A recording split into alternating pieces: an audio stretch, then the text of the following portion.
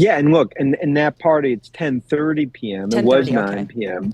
But that party goes to 4 a.m. But look, Scarlet, we've talked about it. The DJ is gonna stop playing music sometimes. There could be glass in the dance floor. Maybe cops come to the party, but the party's going to 4 a.m. These are just white knuckle moments. What I view is this tech bull market has 2 more years ahead of it in terms of the AI super cycle of capex. Dan, I know you travel. You spend a lot of your time traveling around the world, visiting your institutional investor clients, meeting with the companies you cover. I'm sure question number one or two, or maybe one and two, is about the AI bubble here. How do you put that into context in terms of some of the spending? Yeah, Paul, I put in context, as someone like myself who covered tech stocks in the 90s, the average tech company was 30 times revenues. Now the average tech company is 27 times earnings. Big tech, trillion on the balance sheet, 300 to 400 billion a year of free cash flow. CapEx next year is probably going to be 580 to 600 billion. It all comes down to demand and supply that we're seeing. And I mean, just come back from Asia, demand and supply for Nvidia chips is what, 12 to 1, 15 to 1. So I get the concerns, but it's my view investors are underestimating the scale and scope of what this is going to ultimately look like. Maybe part of it is because investors are focused on earnings 12 months out, revenue 12 months out, and this is a story that needs a longer runway beyond 12 months. How many years are we talking about? I mean, I think if you're good, Meta is a good example, right? Like that stock, phenomenal earnings, capex ramps up, earnings, free cash flow goes down next year. But for when it comes to Meta, right now Zuckerberg's wartime CEO, focused on the future, next 2, 3, 4, 5 years. That's the right move for them to make.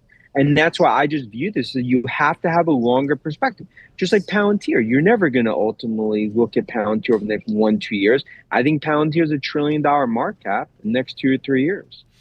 Dan, how about Apple here? It's a name that one could argue is not quite fully benefiting or even partially benefiting from the AI tailwinds here. What's your call on Apple as it relates to that? Get the popcorn out, Paul. I mean, I think this is one when it comes to Google Gemini, that's going to be the AI deal that ultimately is going to monetize the biggest install base in the world.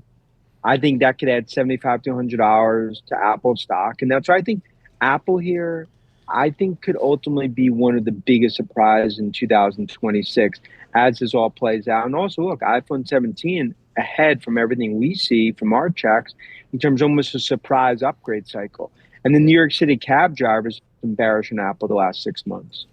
So just to be clear, Dan, you think that Apple will strike a deal with Google and its AI engine?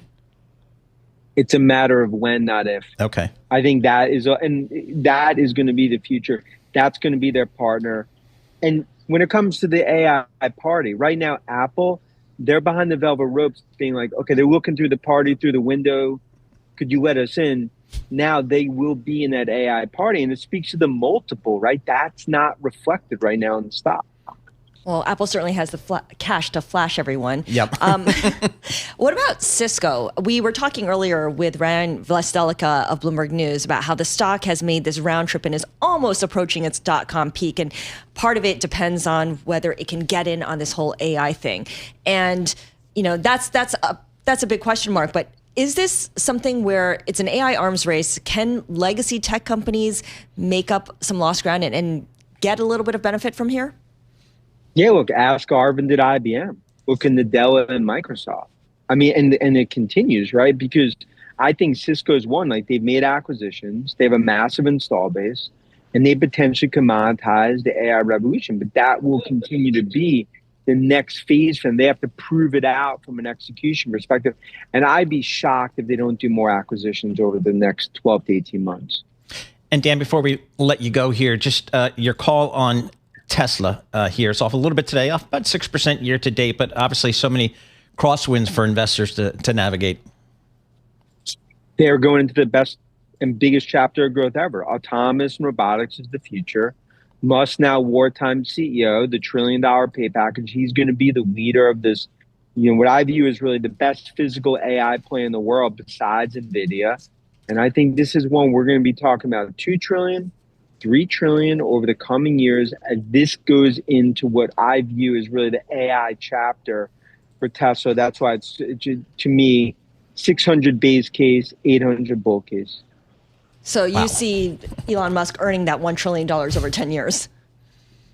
Look, I think it's one where it's like if he brings 4 or 5 trillion of value, then what, he gets 700 billion. I mean, the point is you're paying him because it's no different than Nadella's importance in Microsoft, Karp's importance Palantir, the godfather of AI, Jensen Nvidia. There's only one Musk. And I think when I look at the future, autonomous robotics, that's the future. It's going to be less about selling cars. That is ultimately where Tesla's going to shine. That's why it's so important.